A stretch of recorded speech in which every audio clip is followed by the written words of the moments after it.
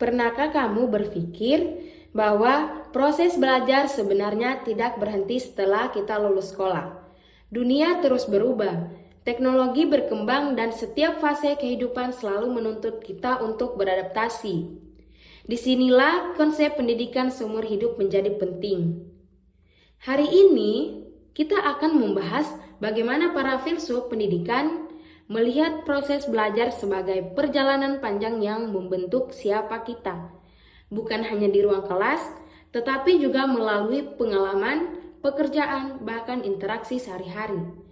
Mari kita jelajahi bagaimana filsafat pendidikan memandang lifelong learning dan bagaimana konsep ini diterapkan dalam kehidupan nyata di sekolah, di komunitas, hingga di dunia kerja.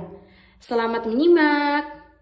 Pendidikan seumur hidup atau lifelong education dari perspektif filsafat pendidikan beserta contoh konkret implementasinya. Yang pertama, analisis konsep. Pendidikan seumur hidup dari perspektif filsafat pendidikan. Konsep pendidikan seumur hidup menekankan bahwa proses belajar berlangsung sepanjang rentang kehidupan manusia. Tidak berhenti setelah seseorang lulus sekolah. Dalam filsafat pendidikan, konsep ini dapat dianalisis melalui beberapa aliran. Aliran pertama, perspektif pragmatisme. Pragmatisme memandang pendidikan sebagai proses adaptasi terhadap perubahan dan pengalaman hidup. Relevansi dengan pendidikan seumur hidup, belajar terjadi melalui pengalaman nyata sepanjang hidup. Pembelajar perlu fleksibel dan mampu menyesuaikan diri. Pendidikan tidak terikat ruangan kelas, tetapi terjadi di lingkungan sosial dan kehidupan sehari-hari. Intinya, pendidikan seumur hidup adalah sarana untuk terus berkembang menghadapi perubahan sosial, teknologi, dan budaya. Yang kedua, perspektif humanisme. Humanisme menekankan aktualisasi diri dan pengembangan potensi manusia secara holistik dalam konteks lifelong learning. Setiap individu memiliki dorongan alami untuk terus belajar. Pendidikan harus memperhatikan kebutuhan, minat, dan perkembangan personal sepanjang hidup. Belajar merupakan bagian dari perjalanan menjadi manusia utuh. Intinya, pendidikan seumur hidup memungkinkan individu mengembangkan potensi tertinggi mereka. Yang ketiga, perspektif eksistensialisme.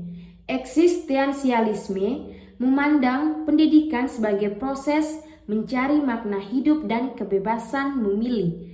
Kaitannya dengan lifelong learning. Setiap tahap usia membawa pertanyaan baru tentang jati diri. Belajar menjadi cara untuk membangun makna dan pilihan hidup. Individu bebas menentukan jalan belajar sesuai nilai dan tujuan hidupnya. Intinya, pendidikan seumur hidup adalah proses menemukan makna dan identitas personal secara berkelanjutan. Yang keempat, perspektif rekonstruksi sionisme. Rekonstruksi sionisme memandang pendidikan sebagai upaya mengubah masyarakat menjadi lebih baik. Pendidikan sepanjang hayat diperlukan untuk menciptakan masyarakat kritis dan solutif. Pengetahuan harus terus diperbarui untuk menghadapi dinamika global. Intinya, lifelong education adalah syarat untuk membangun masyarakat yang progresif dan responsif. Yang kelima, perspektif esensialisme dan perennialisme. Walau dua aliran ini lebih tradisional, keduanya tetap memberi pandangan. Esensialisme melihat perlunya keterampilan dasar yang harus terus diperkuat sepanjang hidup. Perennialisme menekankan bahwa nilai universal atau kebajikan, etika, dan logika menjadi dasar belajar sepanjang hidup. Intinya, pendidikan seumur hidup tetap membutuhkan fondasi lebih universal dan keterampilan dasar. Sekarang memasuki contoh implementasi konsep pendidikan seumur hidup dalam praktik pendidikan. Berikut contoh implementasi di lingkungan formal, non-formal, dan informal. Yang pertama, pendidikan formal. Program kuliah untuk orang dewasa atau kelas malam. Universitas menyediakan kelas bagi karyawan atau ibu rumah tangga yang ingin melanjutkan pendidikan. Yang kedua, sertifikasi berkelanjutan. Profesi seperti guru, dokter, atau perawat mengikuti pelatihan berkala untuk memperbarui kompetensi. Yang ketiga, program kejar paket. Paket A, B, dan C memberikan kesempatan bagi warga untuk menyelesaikan pendidikan dasar dan menengah kapanpun. Pendidikan non-formal. Yang pertama, pelatihan keterampilan di Balai Latihan Kerja atau BLK.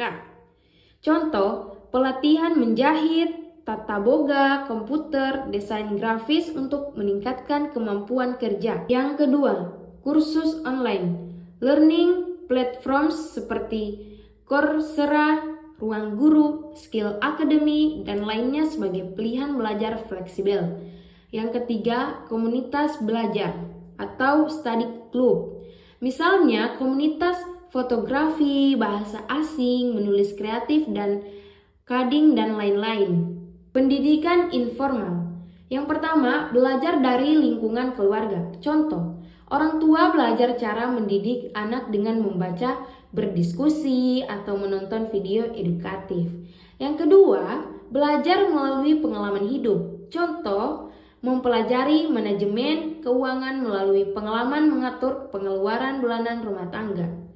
Yang ketiga, belajar dari media, artikel, podcast, video tutorial, dan informasi digital yang menambah wawasan sehari-hari. Implementasi dalam dunia kerja. Yang pertama, training on the job. Karyawan terus dilatih keterampilan baru sesuai perkembangan perusahaan.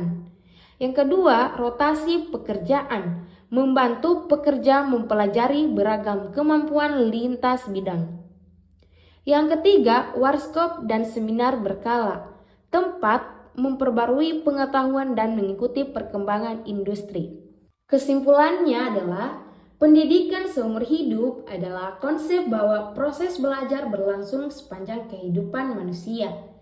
Dari kacamata filsafat pendidikan, konsep ini selaras dengan pemikiran pragmatisme, humanisme, eksistensialisme, dan rekonstruksionisme. Implementasinya terlihat dalam pendidikan formal, non-formal, informal, serta dunia kerja. Terima kasih sudah menonton. Jangan lupa like, share, dan subscribe untuk materi pendidikan lainnya.